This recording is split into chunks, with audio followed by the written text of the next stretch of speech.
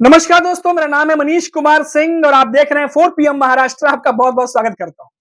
दोस्तों, पूर्व प्रधानमंत्री अटल बिहारी वाजपेयी की 100वीं जयंती पर शिवसेना यूपीटी के राज्यसभा सांसद संजय राउत ने एक बड़ा बयान दिया है जो बीजेपी के नेताओं को बिल्कुल भी अच्छा नहीं लगेगा।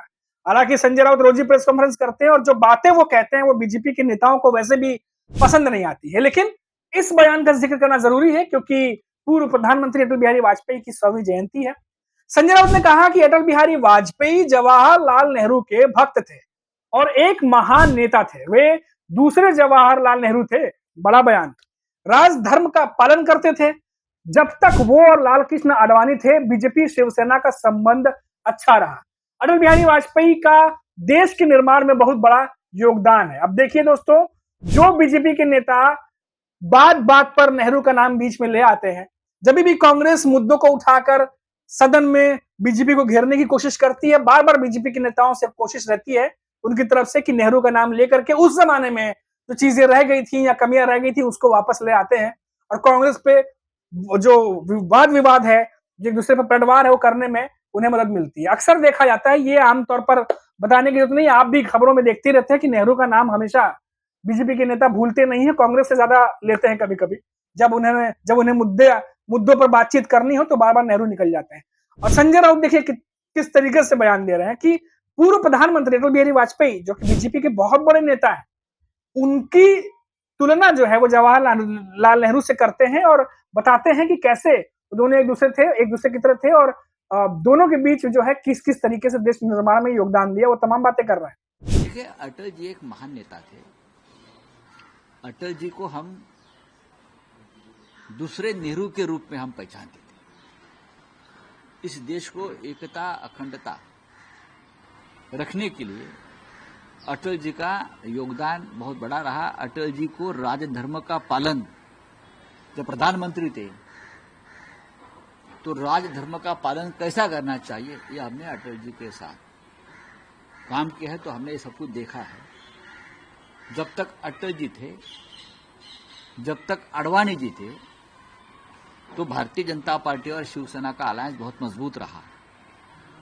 हिंदू हृदय सम्राट बाला साहब ठाकरे और अटल जी के संबंध बहुत मधुर रहे।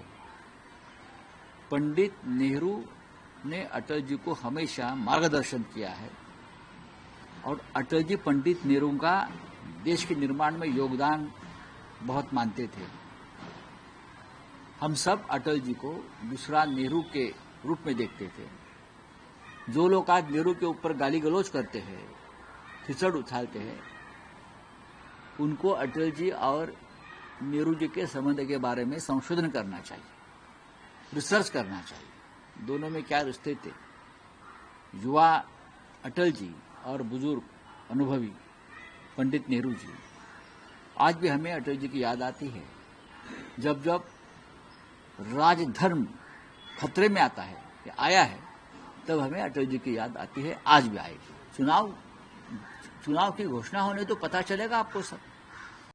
चलिए, ये तो बात हो गई संजय राउत की एक बयान की। अब और देखिए दोस्तों, आपको पता है विधानसभा चुनाव के बाद मुंबई में बीएमसी चुनाव होने हैं। संजय राउत ने बीएमसी चुनाव को लेकर कहा कि हम लोग तैयारी कर रहे हैं, आने दो, आपको सब कुछ पता चल जाएगा। बीएमसी पर उद्धव ठाकरे की शिवसेना का प्रभाव हमेशा से रहा है। इससे कमजोरी नहीं बल्कि अपने नाम करने की कवायद और कोशिश जो है वो बीजेपी की तरफ से की जाएगी। विधानसभा चुनाव के नतीजे से महाराष्ट्र के सियासी समीकरण पूरी तरीके से बदल गए हैं। लोकसभा चुनाव में बेहतरीन तरीके से परफॉर्म करने वाली उद्धव ठाकरे की शिवसेना को विधानसभा चुनाव में जबरदस्त तरीके से झटका लगा। हालांकि एमवीए के नेता तो ईवीएम को लेकर सवाल खड़े कर रहे थे, पर अंत में जो नतीजा होता है वही फुल एंड फाइनल होता है और नतीजा बीजेपी के पक्ष में गया, मायावती के पक्ष में गया। तो अब उद्धव ठाकरे गलतियों से सबक लेते हुए, कह लीजिए एक तरीके से, कि जो चीजें रह गई थी, बाकी जो करनी चाहिए थी रणनीति में बदलाव, उन सब में एक नई रणनीति के साथ उद्धव ठाकरे तैयारी कर रहे हैं। और माना यह जा रहा है, जानकार ये मान रहे हैं, हालांकि कई सारी चीजें अभी तक ढकी हुई हैं, रणनीतियां बन रही हैं, और ये भी माना जा रहा है कि जो विधानसभा 36 विधानसभा जो है मुंबई की, उन सब नेताओं के साथ मिलकर के बारी बारी उद्धव ठाकरे रणनीति तैयार करने जा रहे हैं। आपको ये भी बता दें कि इस बार बीएमसी के चुनाव में पुरानी वाली शिवसेना के तेवर देखने को मिल सकते हैं। और संजय राउत जिस तरीके का इंडिकेशन दे रहे हैं, एक तरीके से कहें इशारा दे रहे हैं इससे साफ जाहिर है कि उद्धव ठाकरे जो शिवसेना है उनकी अपना गढ़ बचाने के लिए कुछ भी करेंगे, क्योंकि बीएमसी पे हमेशा से शिवसेना का जो है वो दबदबा रहा है।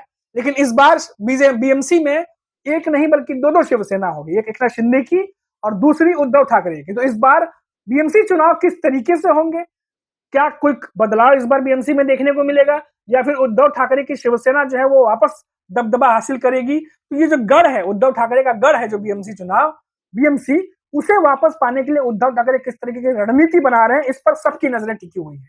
और तो और दोस्तों, और एक चीज बता दें आपको, बीजेपी विधानसभा चुनाव जीतने के बाद उनके हौसले बुलंद है और उन्हें यह लग रहा है कि बीएमसी चुनाव अगर हम जीत लेते हैं तो उद्धव ठाकरे की शिवसेना के पास जो सांस लेने का एक माध्यम है बीएमसी, वो भी उनसे जो है वो अलग हो जाएगा, उनसे ले लें तो एक बहुत बड़ा धक्का उद्धव ठाकरे की शिवसेना को पहुंचेगा।